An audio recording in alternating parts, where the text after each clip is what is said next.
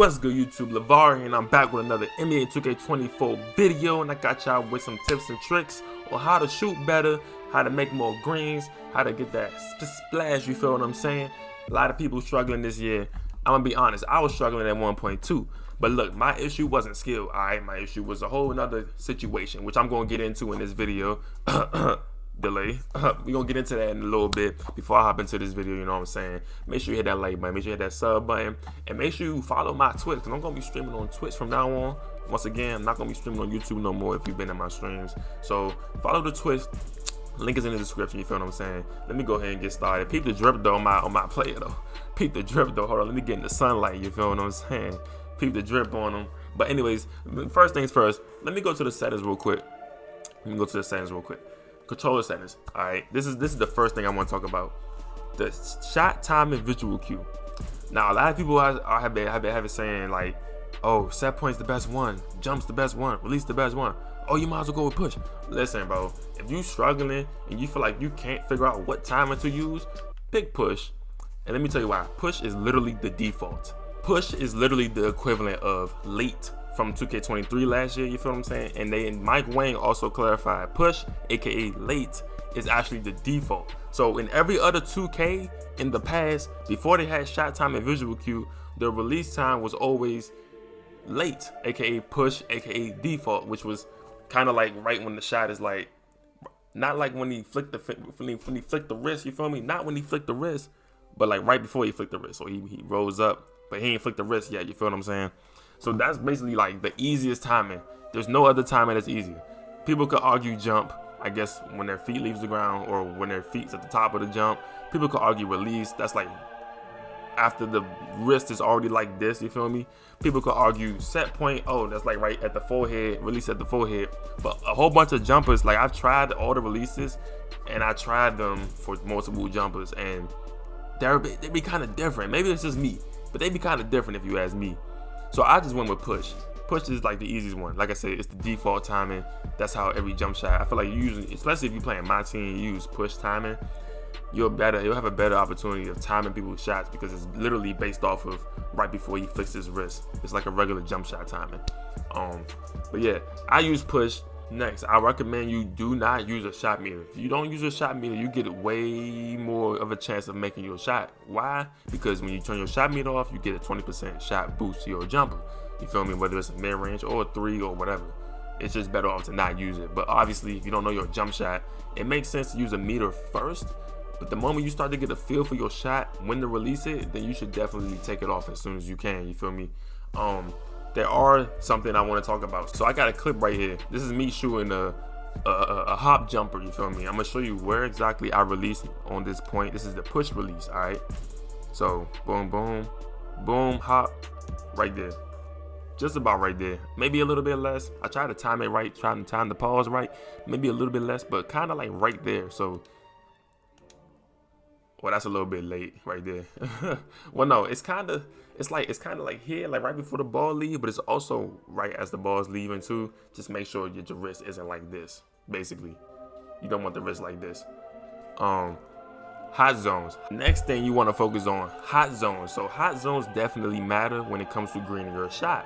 At one point, I don't know where all these cold zones came from. I'm gonna have to work on these. But at one point, I had lethal in the right corner and I had hot in every other 3-point category. You feel what I'm saying? And you definitely will notice a difference once you get either hot or lethal zones. Make sure you're doing art of shooting.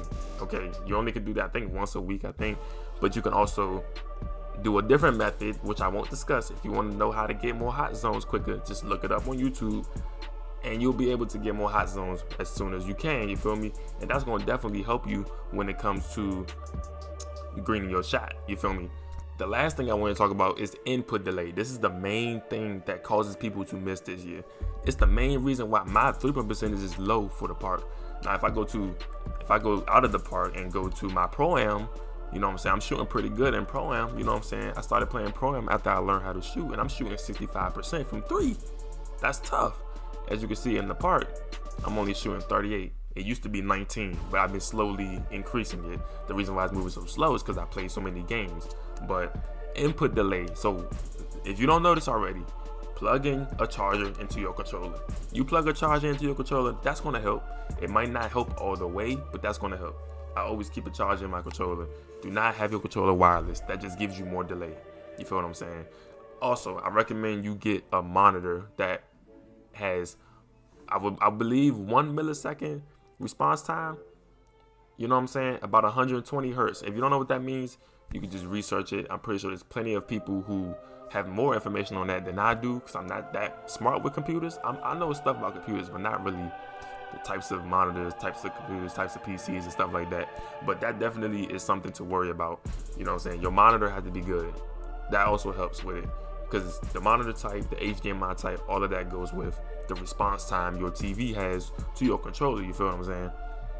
And another thing, if you are on Xbox, there is something else you can do, and I'm going to explain right now. So if you are on Xbox, you can download this app right here, Determining the Delay. It's free. You can download that app, download Game Controller Tester, and you can download Web Macro Bot, that app right there. You can download those 3 apps. And here's, let me tell you what to do. First, you go to Determining the Delay. You can go to 10 milliseconds at the top. Just click it at the top. You feel what I'm saying? Go all the way down to the bottom. Hit start. It's gonna do that. Next thing you want to do, go back into your apps. Go click on the Web Macro Bot. All right, Web Macro Bot.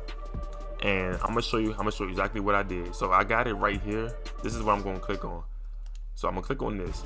And you go to right here. So you can name it whatever you want. You can put whatever you want on the URL. It does not matter.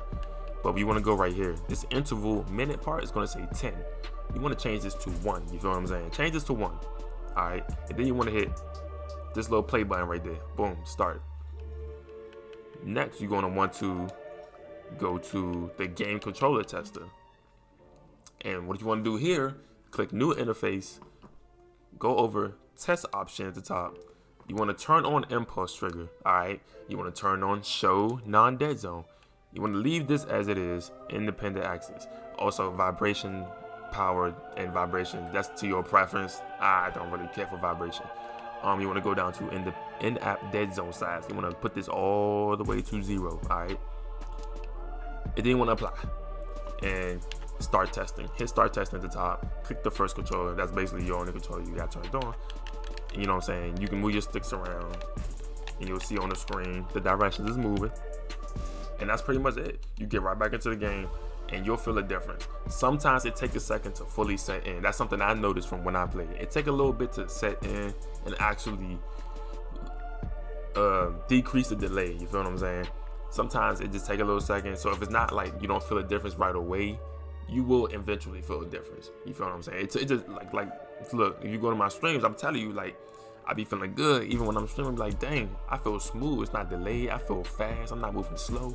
My jump shot not delayed. He not shooting the whole second after I shot the ball. You feel what I'm saying? But that's pretty much all the things that I know that help me. You know what I'm saying? That help me shoot better. Make sure you hit that like button, hit that sub button, turn the post notifications on. Make sure you leave a comment. If you have any questions, I'll answer it. I promise. I appreciate you watching this video, and I'll see you in the next one. Peace.